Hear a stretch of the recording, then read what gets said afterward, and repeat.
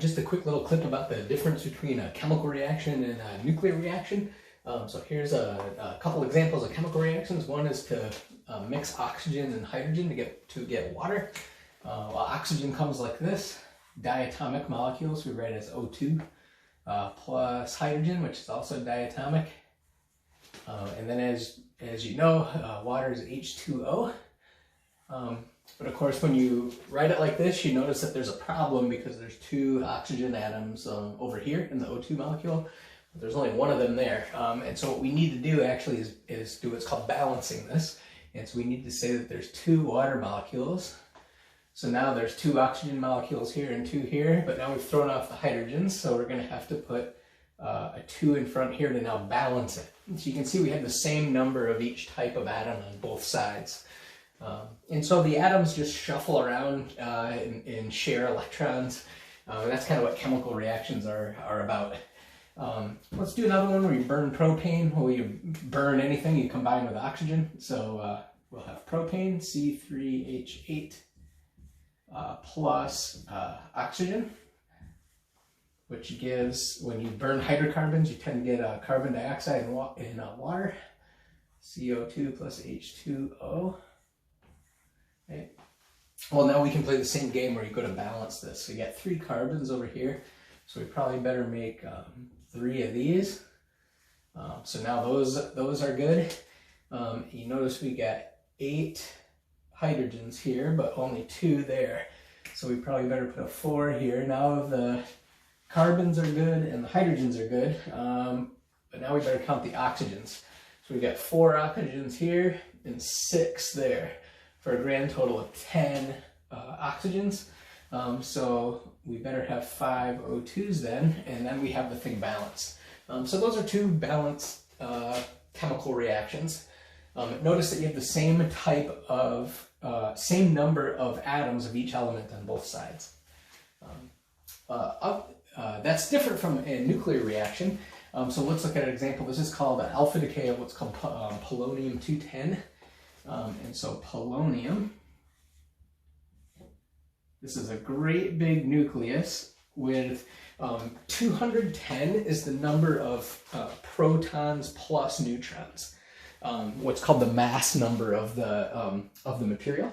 And so the polonium happens to be element 84, which is that's the number of protons in the nucleus.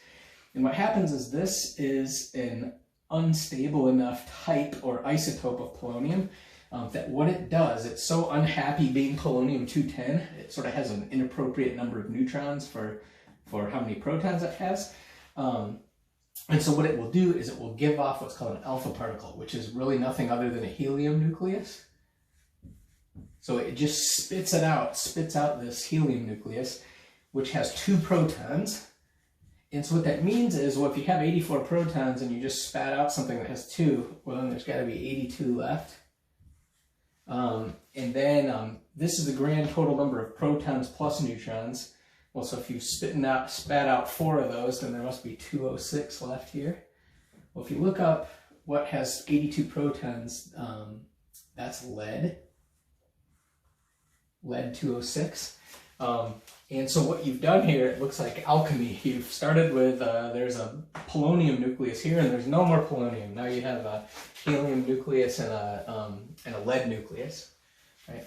We can look at another one of these. This is what's called carbon-14. So you have 14 as the mass number. Carbon is element 6. And most common form of carbon is carbon-12, which has 6 protons and 6 neutrons. But this is a variety of carbon that has sort of extra neutrons, if you want. So this stuff is also, well, it's less stable than carbon-12, and what it will do is one of the ways in which it can decay is it will kick off what's called a beta particle, or just an electron. So the charge on an electron is -1, and mass number of 0, no protons and neutrons in the electron. So there's an electron. And then what you can do is say, okay, well, I had something that had a charge of 6, and so I need to have a net charge of +6. So what that means is this must now be 7 here. and this is still 14. So what this does is makes nitrogen 14. So again, you had carbon on this side, but no carbon anymore on that side. It's just gone. Now what confuses people at first is if they've had chemistries, they'll say, oh, it gave up an electron. So that means, oh, why doesn't that just give you ionic carbon? This electron actually comes out of the nucleus. If you want to really figure out where it came from. So this is really strange when you first see it. If you really stop and look at what happened with different particles here.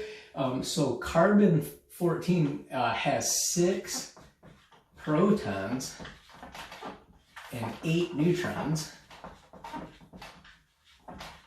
And if you look at nitrogen 14, it's got 7 protons and 7 neutrons. Well, so if you really do some bookkeeping here, it sort of looks as though one of the neutrons just sort of switched over and became a proton. Well, let's take a quick look at that. So if we imagine one of the neutrons in this guy, so let's look at one neutron. Right, so symbol for neutron would be, well, they have a charge of 0, mass number 1, so there's a neutron. Now imagine that neutron kicks off a particle that has charge -1. So it kicks off this electron, plus, now if you bookkeep the charge, you can see that whatever's missing here needs to have a charge of +1. 1 minus 1 will give you a charge of 0, and then we must still have a mass number of 1 up here. Well, positively charged thing with a mass number 1, that's a proton, or you could say hydrogen nucleus, or you could write it as a proton, P. So one of the neutrons in the carbon 14 actually becomes an electron and a proton. We can even take this down one more level. How does it do that? How can a neutron kind of become an electron and proton?